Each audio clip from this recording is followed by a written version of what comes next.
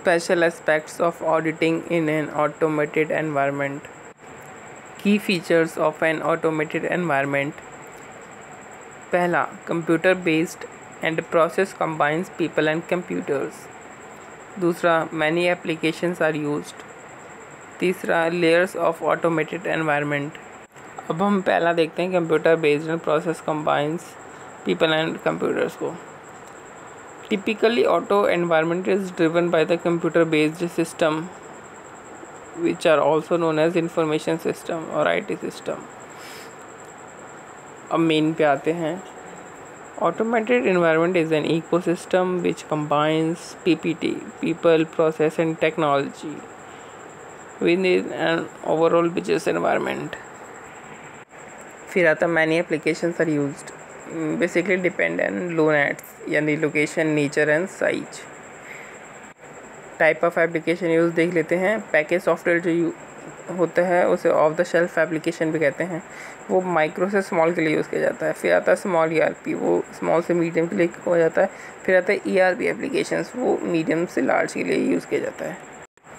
अब आता है लेयर्स ऑफ ऑटोमेटेड एनवायरनमेंट. तो नेटवर्क पर जो डिवाइसेस मतलब कि नेटवर्क स्टोरेज हैं उनका ऑपरेटिंग सिस्टम में डाटाबेस नहीं दिख रहा है क्योंकि वो फिज़िकल होते ही नहीं है ना. यानी सबसे पहला नेटवर्क डिवाइसेस में है हमारे पास नेटवर्क डिवाइसेस और स्टोरेज डिवाइसेस. फिर है ऑपरेटिंग सिस्टम, फिर है डाटाबेस, फिर है फिज़िकल एंड एनवायरमेंटल. अब हम देखेंगे auditing in real time environment. तो सबसे पहले डेफिनेशन क्या है रियल टाइम एनवायरनमेंट की. A real-time environment is a type of automated environment where business process and transactions are initiated, processed and recorded immediately. मतलब कि IPR यानी या एक तरीके से IPO भी कह सकते हैं. यहाँ पे IPO immediately हो जाता है as they happen without any delay. Example of real time environment में हम कोर बैंकिंग सिस्टम भी डाल सकते हैं या ई-कॉमर्स बिजनेस या ERP. तो हम कोर बैंकिंग सिस्टम को देखते हैं. Risk that the customer may initiate another transaction after through internet और mobile banking channel and this could result in withdrawing more than the account balance. तो अगर updation में डिले होता है तो रिस्क है कि कस्टमर अपने बैलेंस से ज़्यादा विड्रॉ कर लेगा. Components of real time environment. 6 components होते हैं. पहला यूज़र है, उसके बाद डिवाइस होता है, फिर अपने एप्लीकेशन यूज़ करता है, फिर अपना नेटवर्क ऑन करता है, फिर वो मिडलवेयर के यूज़ करके डाटा सेंटर तक जाता है. निमोनिक्स हमने इसका डिमांड भी बना रखा है जिसमें ई की जगह सी है. तो device, user, middleware, application, network and data centre. Real time environment में क्या होता है कि अगर एक कंपोनेंट फेल होता है तो वो पूरा का पूरा सिस्टम जो होता है वो कोलैप्स कर जाता है, पूरा सिस्टम फेल होता है. इसलिए एसेंशियल है कि जो उनका पूरा सिस्टम है वो अवेलेबल हो हमेशा during the all the times. फिर आप इसमें आता है वल्नरेबल टू अटैक्स. एक्चुअली क्या होता है, ये एक्सेसिबल थ्रू पब्लिक डोमेन होता है and internet. So they are more vulnerable to network and cyber attacks. Network attacks one से द डिनाइल ऑफ सर्विसेज और cyber attack distributed denial of service. तो हमें क्या होता है कि इसे कॉन्स्टेंटली मॉनिटर करना IT के सारे कंपोनेंट्स को बहुत ज़रूरी होता है ताकि फेलियर्स को और इश्यूज़ को आइडेंटिफाई और रिजॉल्व किया जा सके. तो अभी हमने रियल टाइम ऑटोमेटेड एनवायरनमेंट की कंपोनेंट देखे जिसमें था डेफिनेशन, एग्जांपल, उसके कंपोनेंट्स और एक कंपोनेंट फिल होता तो पूरा सिस्टम को लैप्स कर जाता है और vulnerable to attacks. Understanding and documenting automated environment. सबसे पहला एप्लीकेशन एंड IT स्ट्रक्चर. तो अभी हमने कंपोनेंट्स में देखा था ऑटोमेटेड एनवायरनमेंट के. रियल टाइम ऑटोमेटेड एनवायरनमेंट के हम जो कंपोनेंट देखे उसमें हमने देखा कि हम यूज़र जो होता है वो एप्लीकेशन का यूज़ करता है. यानी एप्लीकेशन IT स्ट्रक्चर में हम ये कह सकते हैं कि जो एप्लीकेशन है वो कंपनी के द्वारा यूज़ किया जाता है और जो दूसरे कंपोनेंट्स है उसे हम IT इंफ्रास्ट्रक्चर कंपोनेंट्स कह सकते हैं. तो एप्लीकेशन और एप्लीकेशन से रिलेटेड यानी एप्लीकेशन के IT इंफ्रास्ट्रक्चर कंपोनेंट्स जो होते हैं इनको हमें समझना होता है. Consideration of automated environment at each phase of audit cycle. तो इसके 3 फेज़ होते हैं। पहला फेज़ होता है प्लानिंग, दूसरा होता है एग्जीक्यूशन और तीसरा होता है कॉम्प्लीशन। तो हम सबसे पहले प्लानिंग फेज़ में क्या करते हैं, प्लानिंग फेज़ में जैसा कि हमने ऑडिट में पढ़ा हुआ है, हम रिस्क असेसमेंट प्रोसीजर फॉलो करते हैं। तो सबसे पहले हम इंट्रोडक्शन देंगे कि during risk assessment the auditor should consider risk arising from the use of IT systems at company. फिर when obtaining an understanding of business process and performing walkthroughs, the use of IT system and applications should be considered। मतलब risk assessment procedure में भी हमें risk arising from IT system, use of IT system eight company को consider करना पड़ेगा। Business process को understand करते हुए और वॉक थ्रू को परफॉर्म करते हुए भी हम use of IT system and इस एप्लीकेशन को कंसिडर करेंगे। अब हम प्लानिंग में हम बोलेंगे कि 2 तरीके के कंट्रोल होते हैं, एक होता है ELC, एक होता है परवेजिव कंट्रोल। तो while assessing the ELC, the aspects related to IT governance need to be understood and reviewed। फिर दूसरा है pervasive controls, include segregation of duties, GIT controls and application should be considered and reviewed. मतलब ELC के अंदर IT governance आता है, pervasive control के अंदर segregation of duties, GIT controls and applications आता है। फिर आता है हमारा एग्जीक्यूशन फेज़ यानी टेस्टिंग फेज़।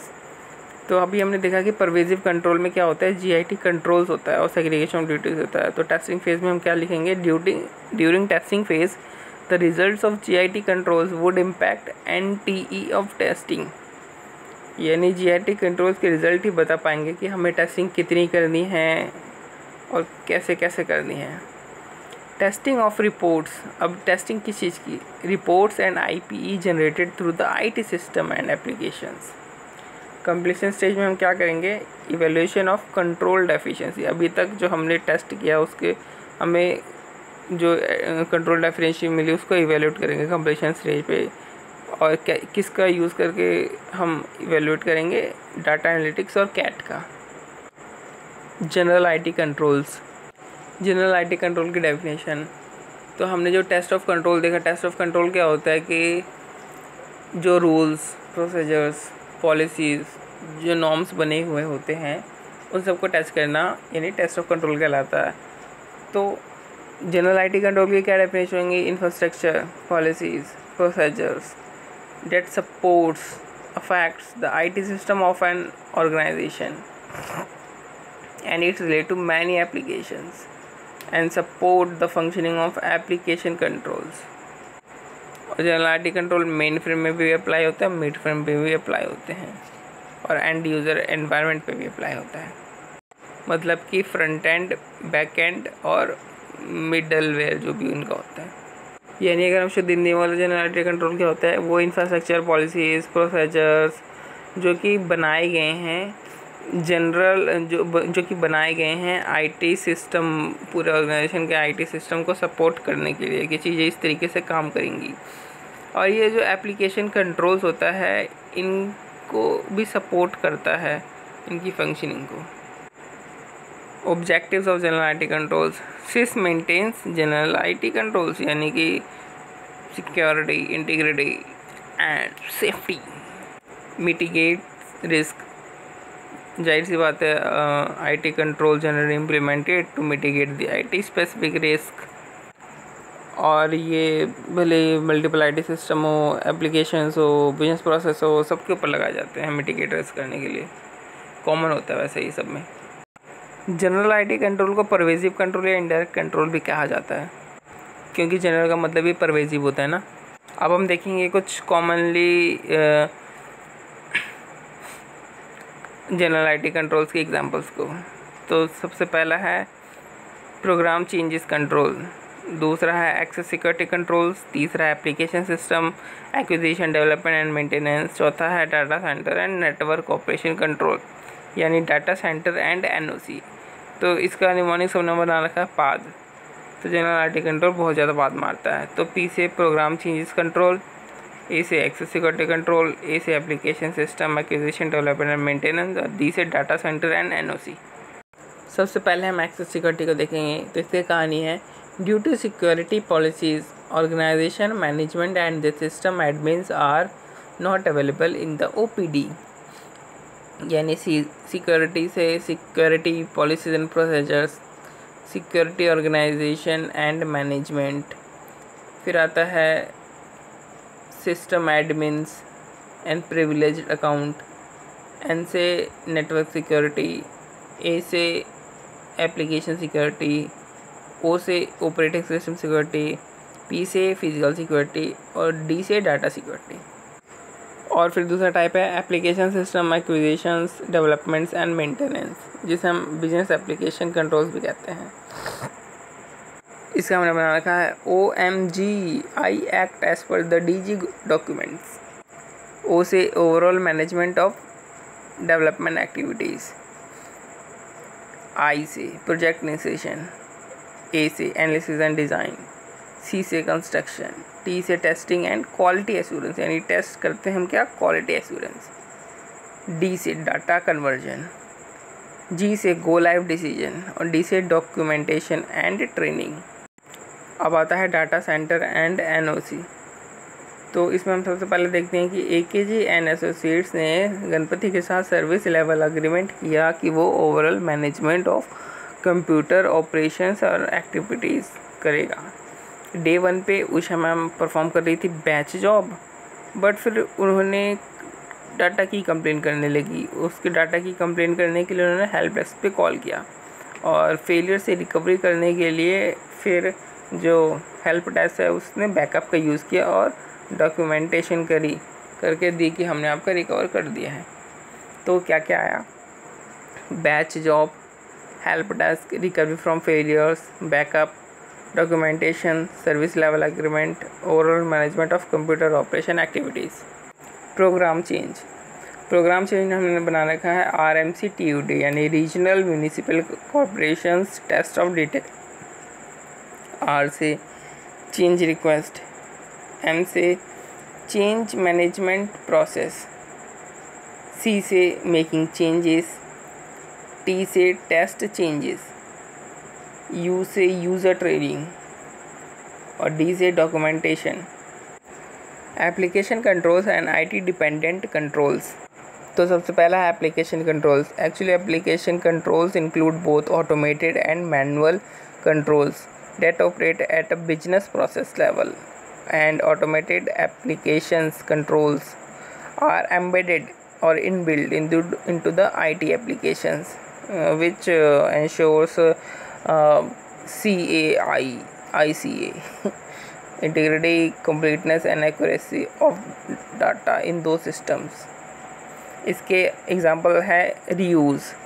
R से देखते हैं रीजनेबल चेक, U से यूज़र लिमिट चेक, S से सीक्वेंस नंबर चेक, E से एडिट चेक। अब हम IT डिपेंडेंट कंट्रोल्स को देखते हैं। तो IT डिपेंडेंट कंट्रोल्स क्या होते हैं? IT dependent controls basically manual control होते हैं जो कि some form of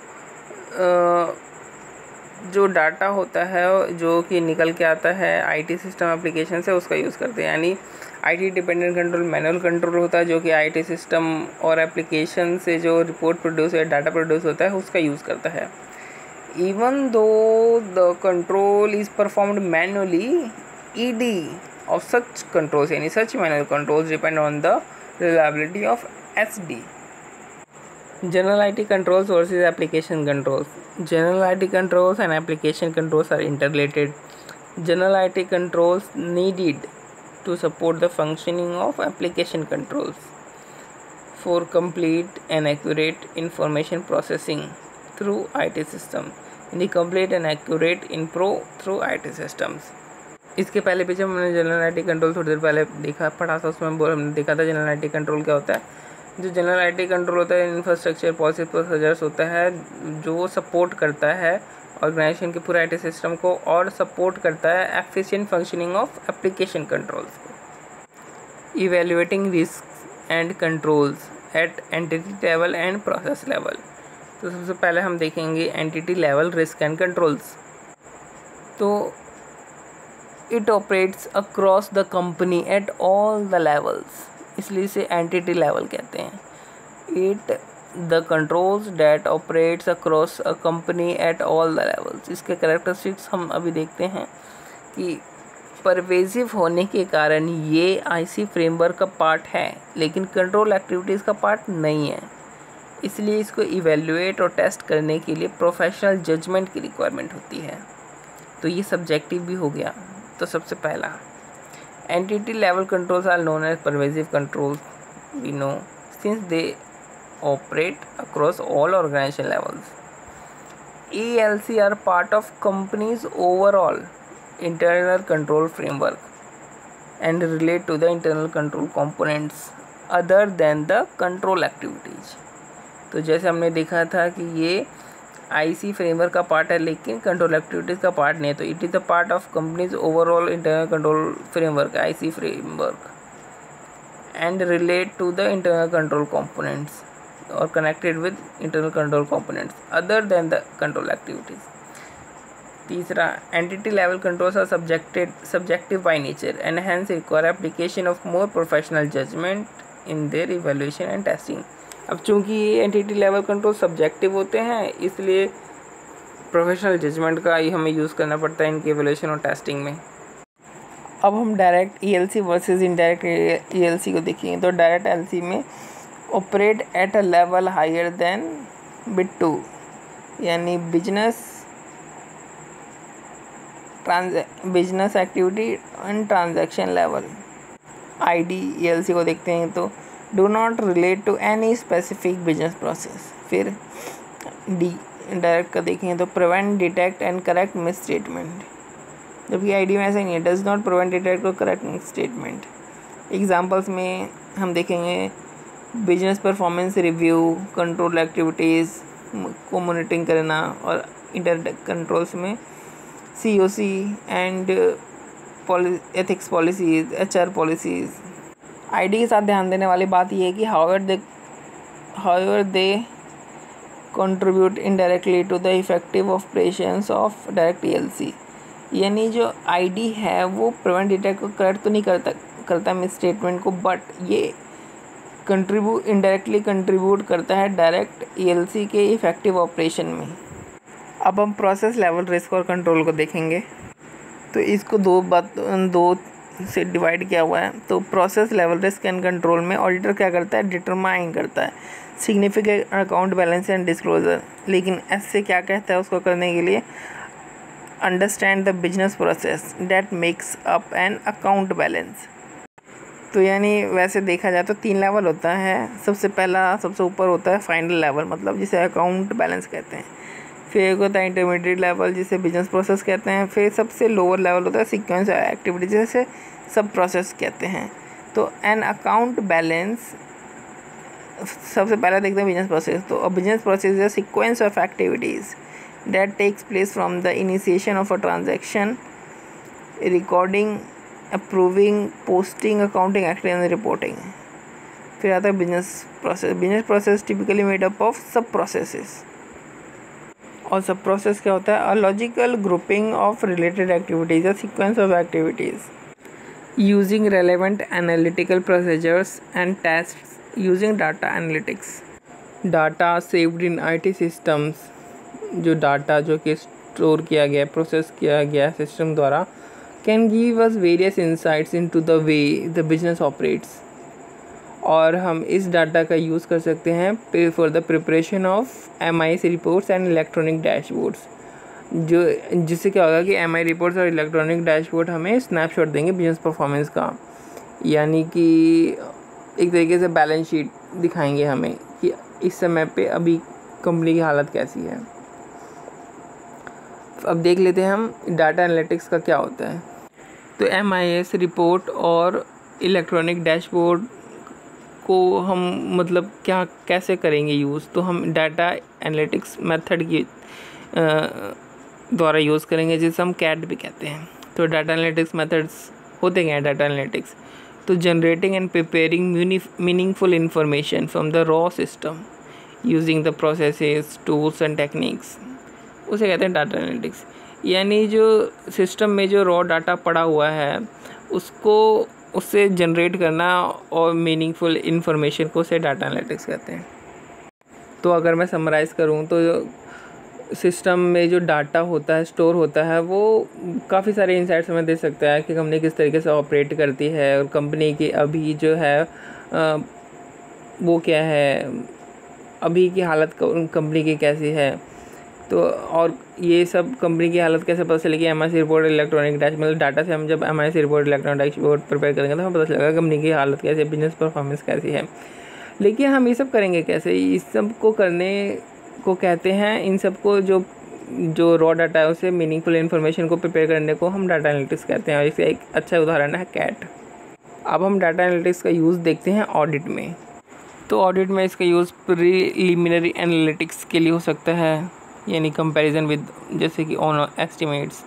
risk assessment के लिए हो सकता है, कंट्रोल टेस्टिंग के लिए हो सकता है, नॉन स्टैंडर्ड जनरल एनालिसिस के लिए हो सकता है, इवैल्यूएशन ऑफ डेफिशिएंसीज के लिए हो सकता है, फ्रॉड रिस्क असेसमेंट के लिए हो सकता है। तो हमने इसकी कहानी बना रखी है कि प्रीलिमिनरी एनालिटिक्स के कारण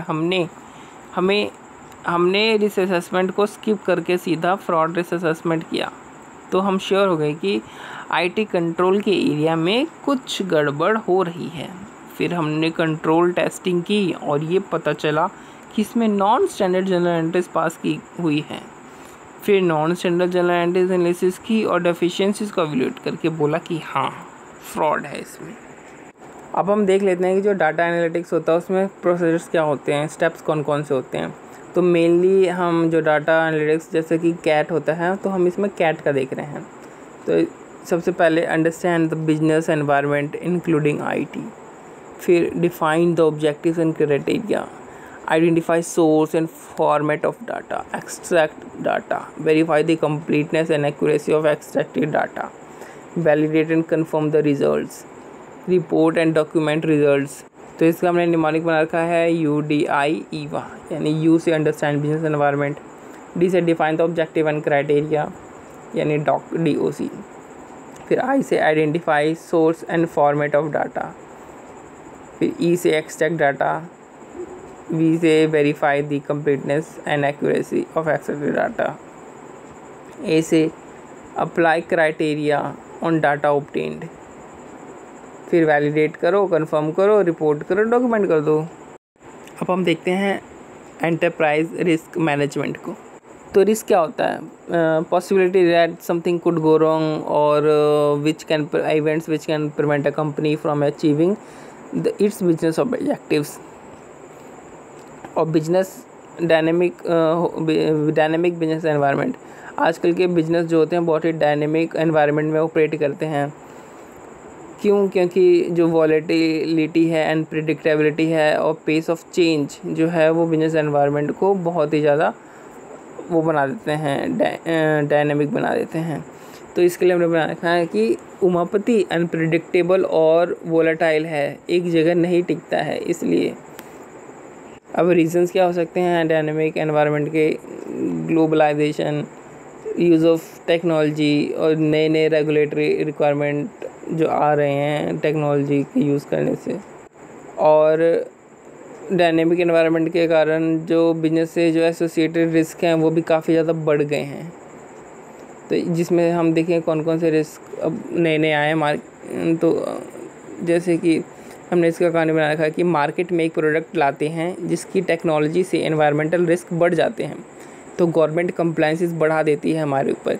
इसको लेकर बिजनेस पार्टनर आपस में मीटिंग करते हैं कि अब फाइनेंशियल रिपोर्टिंग ज़्यादा करनी पड़ेगी।